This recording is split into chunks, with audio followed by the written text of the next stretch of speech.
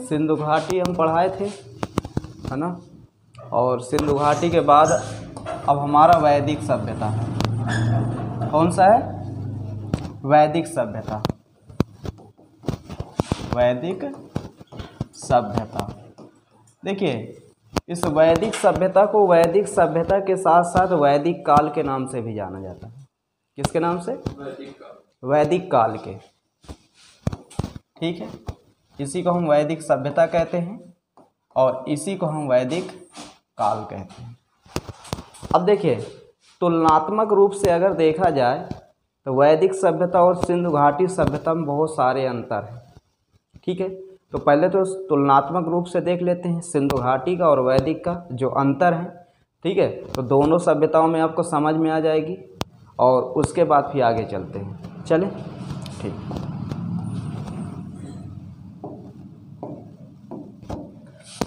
तो एक तरफ लिखते हैं सिंधु घाटी, सिंधु घाटी, और दूसरी तरफ तुम्हारा वैदिक। ठीक। अब देखिए, सिंधु घाटी सभ्यता या वैदिक सभ्यता में अंतर। पहला अंतर यह है कि सिंधु घाटी सभ्यता तुम्हारी शहरी थी, या इसी को हम नगरीय कहते हैं। ठीक। और वैदिक सभ्यता तुम्हारी क्या है? ग्रामीण थी। देखिए, सिंधु घाटी सभ्यता शहरी नगरी थी और वैदिक सभ्यता हमारी क्या थी? ग्रामीण थी। दूसरी बात, सिंधु घाटी सभ्यता के लोग एक देश से दूसरे देश क्या करते थे? व्यापार करते थे। बात समझे? तो ये लोग व्यापारी थे कि नहीं थे? ये लोग व्यापार करते थे। ठीक। क्या ये लोग व्यापार करते थे? ये लोग नहीं करते थे। इतनी बात समझ में? देखिए, सिंधु घाटी सभ्यता का जो समाज था वो मात्र सत्तात्मक था। कैसा था? इनका जो समाज था मात्र सत्तात्मक था और इनका जो समाज था वो पितृसत्तात्मक था। इनका समाज कैसा था? पितृसत्तात्मक। कहने का अर्थ ये है कि यहाँ पर माता को आगे रखा जाता था और इस काल में पिता को आगे रखा गया। तो हमारा समाज आज भी देख लीजिए पितृसत्तात्मक है, पिता की ज़्यादा चलती है, माता की कम चलती है। ऐसा ही तो है। ठीक है, तो ये तीन अंतर आपको समझ में आ गए होंगे कि शहरी, व्यापारी और इनका जो समाज था वो मात्र सत्तात्मक और इनका समाज जो था वो पितृसत्तात्मक था। ठीक। अब देखिए, इसमें भी एक पशु था। ये लोग पशु की पूजा करते थे, लेकिन उसके कोई एक सींग निकला हुआ था। बात समझे? उसके एक सींग निकला हुआ था, जैसे कि मान लो उसे हम गैंडा तो नहीं कह सकते, लेकिन कुछ आकार वैसे ही था। तो ये लोग उसकी पूजा करते थे। लेकिन इधर किसकी पूजा पशु में की जाती थी? तो गाय की। इसमें किसकी पूजा की जाती थी? गाय की। तो चौथी आपको पॉइंट समझ में आ गए होंगे, चौथा। ठीक है, तो अब इनमें तुलनात्मक हो गया कि नहीं? ये सभ्यता कैसी थी? शहरी और ये ग्रामीण। ये लोग व्यापारी थे कि नहीं थे? थे। क्या ये लोग व्यापारी थे? नहीं थे। इनका समाज कैसा था? मात्र सत्तात्मक और इनका समाज पितृसत्तात्मक। ये लोग पशु में किसकी पूजा करते थे? एक सींग वाले गैंडे की। आप कैसे कुछ भी कह दीजिए उसे, लेकिन वो था, उसके एक सींग निकला हुआ था, उसी की लोग पूजा करते थे। बात समझ में आ गई? और ये लोग जिसकी पूजा करते थे वो किसकी थी? गाय की। इतनी बात समझ में आ गई? अब देखिए, आगे चलते हैं। ये लोग गाय की पूजा करते थे। ये लोग क्या पूजा पाठ में विश्वास करते थे? नहीं करते थे। ये लोग पूजा पाठ में विश्वास नहीं करते थे। हवन अग्यारी की सामग्री यहाँ पर मिली? कुछ नहीं मिला। बात समझ में आ गई? ठीक है, लेकिन ये लोग किस पर विश्वास करते थे? पूजा पद्धति पर विश्वास करते थे। ये लोग हवन यज्ञ करवाते थे। ठीक है, तो आप ये कह सकते हैं ये लोग यज्ञ नहीं करवाते थे, लेकिन ये लोग यज्ञ करवाते थे। बात समझ में आ रही है? ये लोग यज्ञ नहीं करवाते, लेकिन ये लोग यज्ञ करवाते थे। कोई दिक्कत? अच्छा, आगे अगला पॉइंट हमारा ये है, इन लोगों को अगर हम धातुओं की बात करें तो इन लोगों को लोहे का ज्ञान नहीं था। इनको लोहे का ज्ञान नहीं था, लेकिन इनको लोहे का ज्ञान था। बात समझ में आ गई? देखिए, सिंधु घाटी सभ्यता वालों को लोहे का ज्ञान नहीं था, एक कील भी नहीं मिली लोहे की, लेकिन वैदिक काल में या वैदिक सभ्यता वालों को लोहे का ज्ञान था। कोई दिक्कत इसमें? अब चले आगे। अब अगला पॉइंट आगे देखते हैं। देखिए, इस काल की जानकारी के लिए हमें कोई भी पुस्तक नहीं मिली है। क्या कोई पुस्तक मिली है? तो नहीं मिली है। लेकिन इस काल की जानकारी के लिए हमारे पास बहुत सारे उस समय की पुस्तकें उपलब्ध हैं। जैसे कि आप देखते होंगे हमारे वेद हैं, ऋग्वेद है, सामवेद, यजुर्वेद, अथर्ववेद, ये सब वेद है ना। तो ये सब वेद किस काल के हैं? इसी काल की तो है ना। तो इस काल में पुस्तकें उपलब्ध हैं जानकारी के लिए, है ना, है कि नहीं? लेकिन इस काल की कोई पुस्तक है हमारे पास? नहीं है, क्योंकि इस काल में हमें लिपि मिली है, लेकिन वो भी चित्रात्मक लिपि है, ठीक है, लेकिन उसे पढ़ा नहीं जा सकता।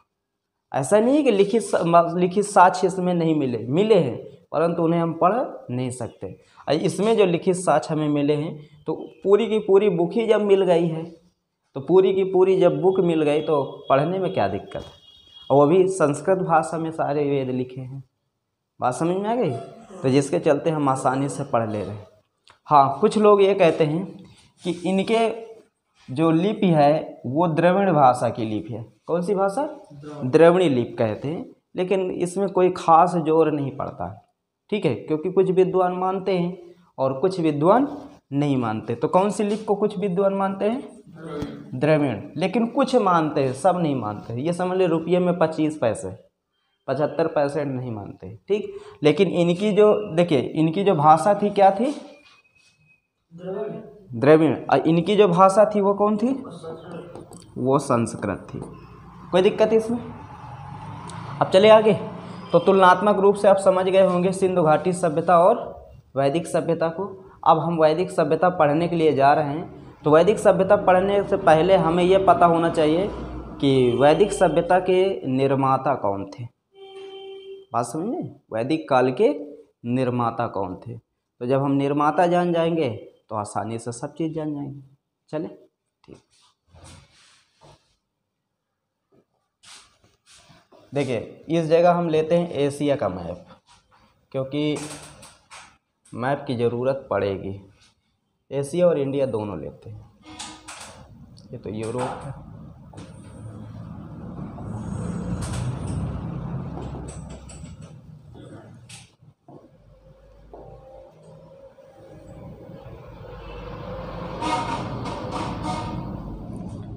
देखिए, ये मैप आपको दिख रहा होगा, ये हमारे एशिया का मैप है, ठीक है।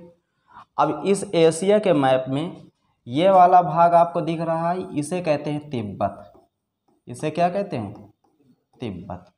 और ये ऊपर वाला जो भाग ये है, इसे कहते हैं उत्तर ध्रुव। क्या कहते हैं? उत्तर ध्रुव, ठीक है। मतलब देखिए, ये तिब्बत हो गया और ये ऊपर वाला भाग क्या हो गया? उत्तर ध्रुव हो गया। और ये वाला जो बीच का भाग है, ये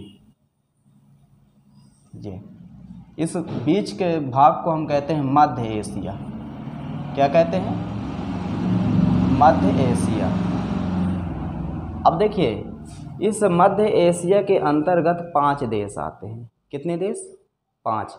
तुम्हारा कजाकिस्तान हो गया, उज्बेकिस्तान हो गया, किर्गिस्तान हो गया, तजाकिस्तान हो गया और तुर्कमेनिस्तान। बात समझ? सुन लीजिए फिर। Kazakhstan, Uzbekistan, Kyrgyzstan, Turkmenistan, Tajikistan. ये 5 देश हैं और इन्हीं 5 देशों को हम क्या कहते हैं? सेंट्रल एशिया, ठीक है। पूरे ये समझिए कि ये एशिया का मध्य भाग है, ठीक है। तो इन तीनों का यूज है वैदिक काल में, इसीलिए मैं बता रहा हूँ। तो देखिए, हमारे देश के बहुत अच्छे एक विद्वान थे जिन्हें कहा जाता था स्वामी दयानंद सरस्वती। क्या कहा जाता था? स्वामी दयानंद सरस्वती। कौन थे विद्वान? स्वामी दयानंद सरस्वती। ठीक है। स्वामी दयानंद सरस्वती जी का मानना ये था कि जो ये आर्य थे, ये मूल रूप से कहाँ के निवासी थे? तो तिब्बत के निवासी थे। कहाँ के निवासी थे? तिब्बत के निवासी थे। लेकिन इसी बीच हमारे देश के और बहुत अच्छे क्रांतिकारी थे जिनका नाम था बाल गंगाधर तिलक। बाल गंगाधर तिलक ने कहा कि नहीं, हमारे यहाँ जो वैदिक काल के निर्माता हैं, जो वैदिक काल ठीक है के डायरेक्टर हैं, वो तिब्बत के मूल निवासी नहीं थे, वो मूल निवासी उत्तरी ध्रुव के थे। कहाँ के थे? उत्तरी ध्रुव के थे मूल निवासी, तिब्बत के नहीं थे। तो बताइए किस व्यक्ति ने कहा था कि आर्यों का मूल निवास कहाँ था? उत्तरी ध्रुव। तो बाल गंगाधर तिलक, ठीक है। इनका मानना था कि जो आर्य थे उनका जो मूल निवास था वो क्या था? उत्तर ध्रुव। बाल गंगाधर तिलक का मूल निवास वो बाल गंगाधर तिलक कहाँ आर्यों का मूल निवास मानते थे? उत्तरी ध्रुव। बात समझ में आ गई। उसके बाद स्वामी दयानंद सरस्वती जी कहाँ मानते थे? तिब्बत। समझ में आ गई बात। लेकिन एक विदेशी इतिहासकार थे मैक्स मूलर, क्या नाम था उनका? Max Muller. तो मैक्स मूलर का मानना ये था, मैक्स मूलर इनका मानना ये था कि जो आर्यों का मूल निवास था वो मध्य एशिया है। कौन सा एशिया है? मध्य एशिया। तो किसने कहा कि आर्य मूल रूप से कहाँ के निवासी थे? मध्य एशिया के। तो मैक्स मूलर। बात समझ में आ गई। तो ये तीनों विद्वानों के आप नाम याद रखना। एक आपके मैक्स मूलर हो गए, दूसरे स्वामी दयानंद सरस्वती जी हो गए, और तीसरे बाल गंगाधर तिलक जी हो गए। बात समझ में आ गई। ये तीनों महान विभूतियाँ हैं और इनके आप नाम याद रखना। इन तीनों का मानना ये था कि हमारे देश में जो वैदिक काल के या वैदिक सभ्यता के जो निर्माता थे, जिन्होंने वेदों को लिखा, पढ़ा, समझा और दुनिया को एक अलग ज्ञान दिया, ठीक है, वो मूल रूप से कोई कहते हैं तिब्बत के निवासी थे, कोई कहते हैं उत्तर ध्रुव के निवासी थे, और कोई कहते हैं कि मध्य एशिया के निवासी थे। तो उम्मीद करते हैं इतनी बात आपको समझ में आ गई होगी। 100% गया है कि नहीं दिमाग में? ठीक है, 1% कम नहीं होना चाहिए, 100 में 100 जाना चाहिए। ठीक, चलें अब आगे। अब देखते हैं मध्य एशिया वाले को कैसे ये लोग मान्यता ज़्यादा दिए। ठीक, अब देखिए सुनिए, आर्यों का मूल निवास सेंट्रल एशिया को माना गया और बहुत सारी उस समय की किताबें भी हैं, जैसे कि आप देखे होंगे वेदों में तो उनके विषय में खुल के ही जानकारी दी गई है। तो जो आर्य थे वो जब भारत आए तो क्या डायरेक्ट भारत आ गए थे? नहीं। देखिए वो कैसे आए। इधर से अगर हम बात करें तो देखिए इस साइड पर, यहाँ पर ये अफ़गानिस्तान और पाकिस्तान वाला बीच का एरिया है। अफ़गानिस्तान और पाकिस्तान के बीच का एरिया है कि नहीं? ये वाला, ये है ना। तो जब ये बीच का एरिया, तो यहाँ पर एक पर्वत है, यहाँ पर क्या है?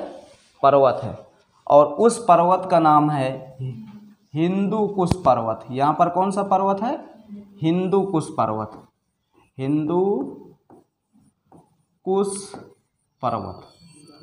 अब बेटा देखिए ध्यान से, हिंदू कुश पर्वत में अब मान लो अगर इस पार वो हैं, विद्वान हैं, सब चीज़ है, तो अब इस पार वाले मान लो कोई व्यक्ति इस पार है, तो अब ये पर्वत के इस पार वाले को क्या कहेगा?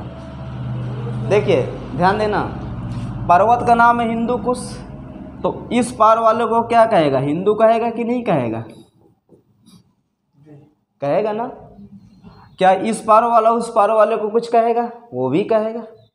ठीक है, तो ज़रूरी नहीं कि ये इस पार वाला उस पार वाले को हिंदू ही कह भी सकता है, दोनों। जैसे आप देखे होंगे कि हमारे क्षेत्र से एक नदी बहती है, एक क्या दो बहुत बड़ी नदियाँ बहती हैं। एक नदी का नाम है गंगा नदी और दूसरी का नाम है यमुना नदी। ठीक, तो हम लोग बीच में आते हैं गंगा और यमुना के बीच में। तो उस पार जैसे मान लो कि रायबरेली ज़िला है। कौन सा ज़िला है? रायबरेली। अब रायबरेली वालों को, उस पार वाले को हम लोग क्या कहते हैं? गंगा पारी कहते हैं ना, गंगा पारी। और इस पार वाले को हम लोग कहते हैं यमुना पारी। क्या कहते हैं? यमुना। मतलब जो बांदा साइड लोग रहते हैं इनको हम क्या कहते हैं? यमुना पारी। और जो गंगा के उस पार रहते हैं रायबरेली, उन्हें हम क्या कहते हैं? गंगा पारी। कहते हैं कि नहीं कहते? किसके नाम पर? नदी के नाम पर। कि अगर वो बांदा वाले लोग अगर फतेहपुर आ रहे हैं तो यमुना नदी को पार करके ही तो आएंगे।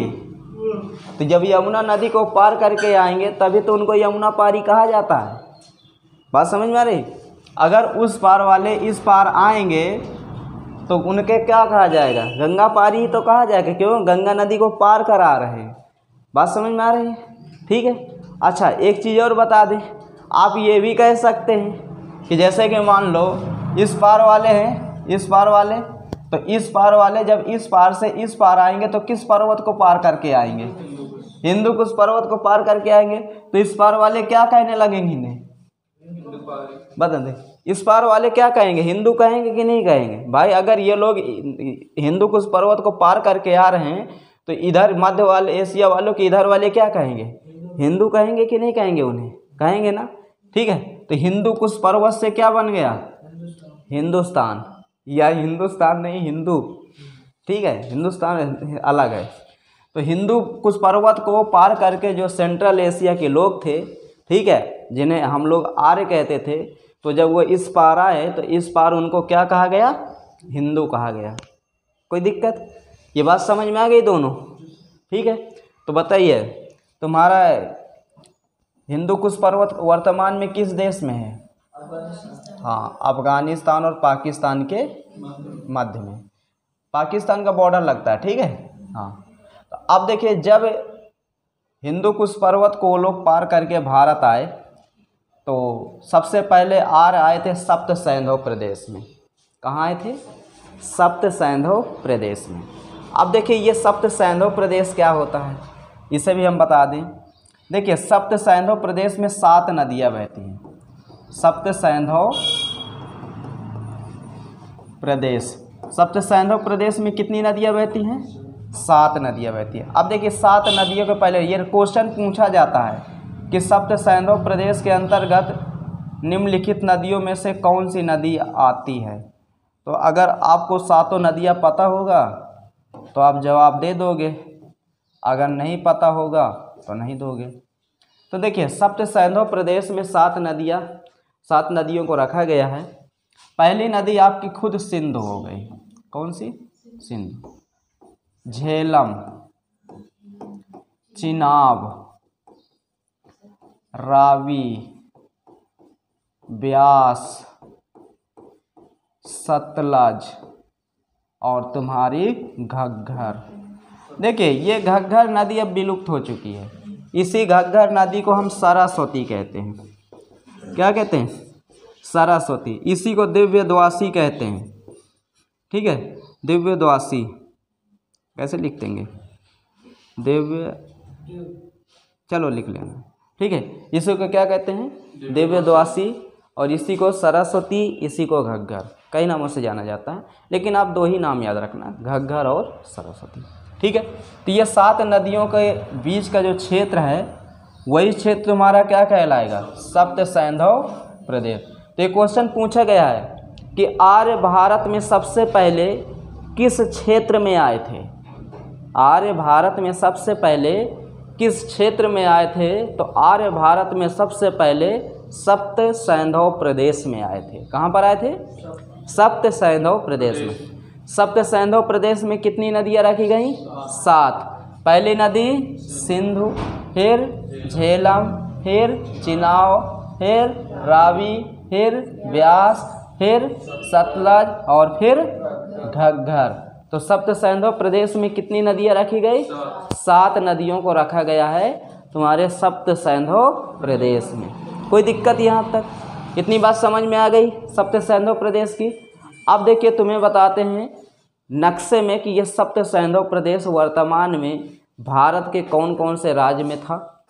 ठीक है, और वर्तमान में भारत के कौन से 2 राज्य हैं जो सप्त सैंधव प्रदेश के अंतर्गत आते हैं।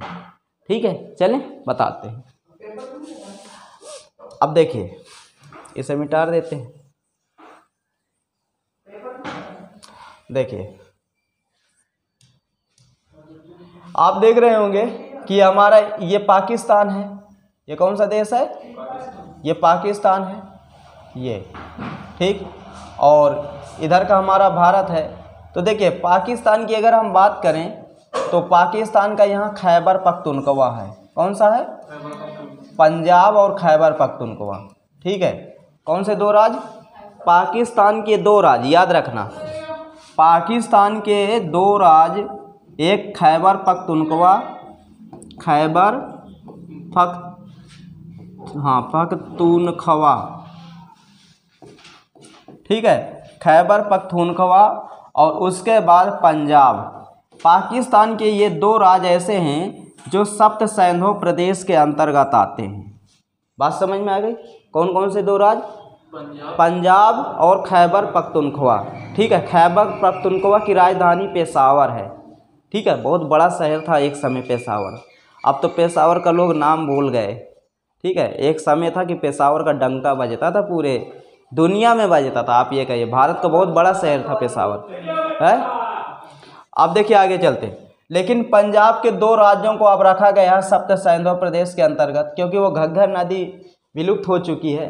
नहीं तो राजस्थान भी, तुम्हारा कुछ हिस्सा राजस्थान का भी सप्त सैंधव प्रदेश के अंतर्गत आता था, ऊपर का हनुमानगढ़ जिला की साइड। ठीक है, लेकिन राजस्थान को हटाते हैं। लेकिन वर्तमान में सप्त सैंधव प्रदेश के अंतर्गत आपके दो राज आते हैं। पहला आपका पंजाब राज है, ये सप्त सैंधव प्रदेश के अंतर्गत आता है, और उसके बाद आपका हरियाणा।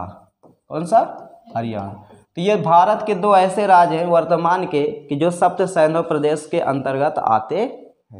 बात समझ में आ गई? ठीक, तो सप्त सैंधव प्रदेश में पाकिस्तान के कौन से दो राज्य? खैबर पख्तूनख्वा और पंजाब। भारत के कौन से दो राज्य? पंजाब और हरियाणा। ये क्वेश्चन पूछा गया है, याद रखना, ये क्वेश्चन पूछा गया कि सप्त सैंधव प्रदेश के अंतर्गत भारत के कौन से दो राज्य आते हैं? तो पंजाब और हरियाणा, ये याद रखना। ठीक है, सप्त सैंधव प्रदेश के अंतर्गत भारत के कौन से दो राज्य आते हैं? पंजाब और हरियाणा। पाकिस्तान के कौन से दो राज्य आते हैं? पंजाब और खैबर पख्तूनख्वा। एक पंजाब हमारे पास भी, एक पंजाब उसके पास।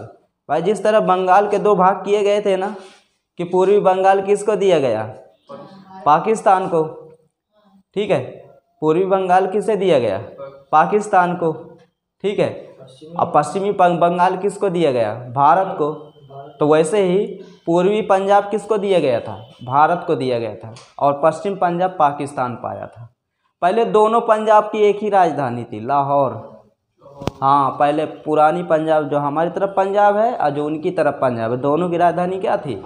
लाहौर। जब उधर चला गया पंजाब आधा, तो लाहौर भी उधर चला गया।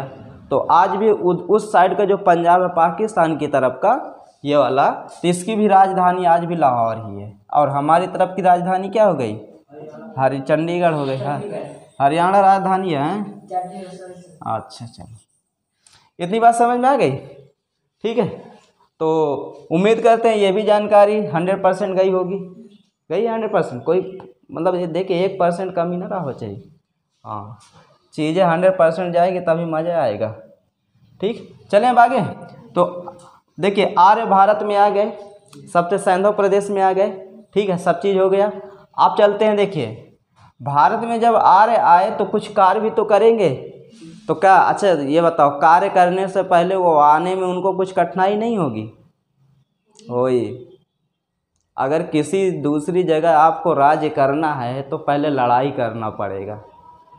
बात समझ में आ गई? पहले क्या करना पड़ेगा? लड़ाई करना पड़ेगा। बिना लड़ाई के तुम्हें वो राज्य मिलेगा ही नहीं। ठीक है, तो अब देखिए, जब इस साइड से भारत में आर्य आ रहे थे तो इस साइड भी तो कोई रह रहा होगा कि ऐसे अनाथ पड़ा था, लवारिस। अनाथ तो थी नहीं ज़मीन हमारी, लवारिस तो थी नहीं, इसका कोई मालिक रहा होगा कि नहीं रहा होगा? रहे हैं। यहाँ पर छोटे छोटे कबीले रहते थे। कौन रहते थे? कबीले। हाँ, आप उन्हें बंजारे कहिए, कुछ भी कहिए। ठीक है, लेकिन थे बहुत खतरनाक। ये गलत लिखे, बनराते लिख रहे, बंजारे। ठीक है, थे बहुत खतरनाक। उनसे जीत पाना सबके बस का नहीं था। और ये आर्यों को अच्छी तरह पता था कि जब तक हम इनसे युद्ध नहीं लड़ेंगे तब तक हम इस देश में शासन नहीं कर पाएंगे, क्योंकि बहुत मजबूत रहे। जब आर्यों को यह बात पता चली कि वहाँ पर कबीले हैं और कबीलों का झुंड बहुत भयानक झुंड होता है, तो उन्होंने एक रणनीति तैयार की। जानते हो, पहले इनकी शक्ति को एक जासूस के माध्यम से पता लगाया कि ये लोग कितने ताकतवर हैं। तो इनका जो जासूस था आर्यों का, उसने बताया कि ये आपस में लड़त बहुत हैं, लेकिन हाँ, जब कभी भी इनके देश में कोई विदेशी आक्रमणकारी अगर आक्रमण कर रहा है तो ये सब तुरंत एक हो जाता। तो कहा इसका मतलब है कि ये समझदार है। आर्यों के दिमाग में क्या बात आई कि इसका मतलब है कि यहाँ पर ये जो कबीले हैं ये समझदार हैं और इनसे बहुत मजबूती के साथ युद्ध लड़ना होगा। और अंत में निर्णय ये हुआ कि युद्ध होगा। अब भैया ये जितने कबीले थे, ये 10 कबीलों, 10 बड़े बड़े छोटे छोटे कबीले मिलके एक ग्रुप बना लिए। पहले अकेले थे, लेकिन इन्होंने 10 ग्रुप बना लिए। उसी को कहा गया 10 राज। क्या कहा जाता है? ये क्वेश्चन पूछा जाता है, 10 राज युद्ध किन के बीच में हुआ था? तो आर्यों और कबीलों के बीच में। तो 10 छोटे और बड़े कबीले मिलके एक ग्रुप बनाया गया और उस ग्रुप को क्या कहा गया? 10 राज। बात समझ में आ गई? तो जब इनका युद्ध हुआ तो जो कबीलों का 10 राज ग्रुप था वो क्या हो गया? हार गया। ठीक है, वो क्या हुआ? आर्यों से हार गया। तो जब आर्यों से वो हार गया तो अब इनका काम खत्म। बात समझ में? अब हारा हुआ क्या कोई वैल्यू है क्या हारे हुए के? तो पूरे भारत में किसका कब्जा हो गया? आर्यों का। तो जब पूरे भारत में आर्यों का कब्जा हो गया तो आर्यों का एक मजबूत कबीला था, उस कबीलों को कहा जाता था भारत कबीला। तो बताइए 10 राज कबीलों से भारत कबीला जीता कि नहीं जीता? तो इनका तो काम खत्म 10 राज कबीलों का। ठीक है, लेकिन भारत कबीले का शासन किस पे आ गया? भारत पर आ गया ना। तो इसी भारत कबीले के नाम पर इस देश का नाम क्या पड़ गया? भारत पड़ गया। क्या पड़ गया? भारत। हाँ, कुछ बुकें ये कह रही हैं कि दुष्यंत पुत्र भारत के नाम पर इस देश का नाम भारत पड़ा है, क्योंकि वो बहुत महान वीर थे। देखिए हम उस पर नहीं जाएंगे, ठीक है? अब ध्यान समझना, हम उस पर नहीं जाएंगे। ये मैं बात आपको तब की बता रहा हूँ जब सिंधु घाटी सभ्यता का पतन हुआ और एक नई सभ्यता का उदय हो रहा था। और आपको अच्छी तरह पता है कि सिंधु घाटी सभ्यता में किसी भी देवी देवताओं की कोई मूर्त नहीं मिली। इसका मतलब है कि सिंधु घाटी सभ्यता वाले जो थे वो देवी देवता की पूजा नहीं करते थे। पता है कोई राम जी की मूर्त मिली हो? किसी की मिली है क्या? नहीं मिली।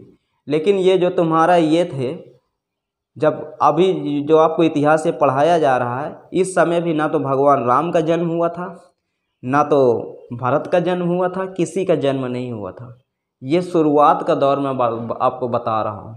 बात समझ में आ रही है? ये शुरुआत का। अभी ना वेदों की रचना की गई, किसी की रचना नहीं की गई है अभी। केवल ये आप ये समझ लीजिए उनका आगमन मैं बता रहा हूँ। समझ रहे हैं? उनका क्या है? ये आगमन है और कुछ नहीं है। कोई दिक्कत इसमें? यहाँ तक समझ में आ गया? अब आगे चले। समय कितना हुआ? 28 मिनट हो गए। देखो 7:28, 2 मिनट और। देखिए इतनी बात समझ में आ गई। तो कहीं ना कहीं देखा जाए अभी किसी का वो नहीं हुआ। तो याद रखना, ये बात याद रखना कि कबीला था भारत, और जब भारत कबीला यहाँ पर युद्ध जीता 10 राज कबीलों से, तभी उसने अपने का भाई जिसने जीता उसी के नाम पर इसका क्या नाम रखा गया? भारत के नाम पर क्या रखा गया? भारत। बात समझ में आ रही है ये? ठीक है, अब आगे चलें। ठीक, अब देखिए तो उस पार वालों को, उस पार वाले यहाँ से हिंदू कुश पर्वत को पार करके इस पार आए, तो इस पार वाले उन्हें क्या कहेंगे? हिंदू कहेंगे कि नहीं कहेंगे? भाई अब तुम इस पार से इस पार आ रहे हो तो इस पार वाले हिंदू ही तो कहेंगे। अगर यमुना नदी, गंगा नदी है, अगर उस पार से इस पार आओ कोई व्यक्ति आएगा तो उसे गंगा पार ही तो कहा जाएगा। कहा जाएगा कि नहीं कहा जाएगा? ठीक है, इतनी बात समझ में आ गई। अब 2 बातें और बता देते फिर उसके बाद चलते हैं। देखिए जब वो यहाँ पर आए तो अब यहाँ पर आने के बाद क्या हुआ कि अब समस्या ये थी कि आर्यों की जो मेन भाषा थी वो संस्कृत थी। आर्यों की मेन भाषा कौन थी? संस्कृत थी। और संस्कृत भाषा का प्रचार और प्रसार करना बहुत ज़रूरी था, क्योंकि अब मान लो अगर हम राजा हैं और हमारी भाषा हिंदी है, हमें साउथ इंडिया तक अपना शासन करना है, सब चीज़ करना है, तो हमारी भाषा भी तो वहाँ पहुँचनी चाहिए, तब तो हमारी नीतियों को वो लोग समझ पाएंगे, नहीं तो कैसे समझ पाएंगे? नहीं समझ पाएंगे ना। तो आर्यों ने दिमाग लगाया कि एक काम करते हैं, संस्कृत भाषा का प्रचार प्रसार करते हैं। तो उन्होंने इसके लिए 2 ऋषियों को चुना। ठीक है, एक ऋषि थे तुम्हारे गौतम राहुगढ़ और दूसरे ऋषि थे तुम्हारे अगस्त्य ऋषि। ठीक है, तो अब देखिए ये तुम्हारा इंडिया है, तो ये उत्तर भारत में जो संस्कृत भाषा का प्रचार और प्रसार किया गया वो गौतम राहुगढ़ के द्वारा किया गया। किसके द्वारा? गौतम राहुगढ़, इनके द्वारा किया गया। और दक्षिण भारत में संस्कृत भाषा का प्रचार और प्रसार किसके द्वारा कराया गया? अगस्त्य ऋषि के द्वारा। ये क्वेश्चन पूछे गए हैं, ठीक है, किसके द्वारा कराए गए? अगस्त्य ऋषि। ये वही अगस्त्य ऋषि थे जिन्होंने विंध्याचल पर्वत को श्राप दिए थे। भाई ये उत्तर भारत से नीचे जा रहे थे, विंध्याचल पर्वत को ये बताया जाता है पुराणों में कि ये तुम्हारे हिमालय से ज़्यादा ऊंचा पर्वत था, लेकिन इसने अगस्त्य ऋषि का अपमान किया था, उनके सामने झुका नहीं था, तो उन्होंने इसे श्राप दे दिए थे। बात समझ में आ गई? और श्राप देने के बाद तब जाके ये पर्वत क्या हो गया? बिल्कुल छोटा हो गया। ये बात बताई गई है पुराणों में, क्या ये सत्य है। भूगोल ये बात को नहीं मानती। बात समझ में? भूगोल इस बात को नहीं मानती, लेकिन वो पुस्तकें अपनी अलग हैं और भूगोल अपनी अलग है, क्योंकि देखिए साक्ष्यों पर इतिहास लिखा गया और इतिहास भी इस बात को नहीं मानती। ठीक है, बाकी जो छूट गया है अब नेक्स्ट क्लास अब कल होगी, उसमें आपको पढ़ाया जाएगा। ठीक, तो कोई किसी प्रकार की दिक्कत, कोई डाउट? 100% गया ना? चाहे जब पूछ ले बता दोगे ये बातें? ठीक है, ओके डन।